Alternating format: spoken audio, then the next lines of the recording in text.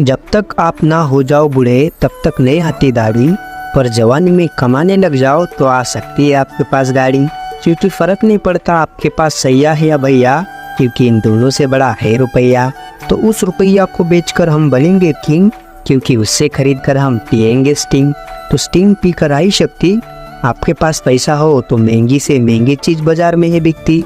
तो हमारे मौसा बन गए थे एक गाड़ी के सेट, इसलिए खुशी पर हमने खाई चॉकलेट। तो अगर आपको ये गाड़ी पसंद हो आई तो करो लाइक और चैनल को कर दे सब्सक्राइब।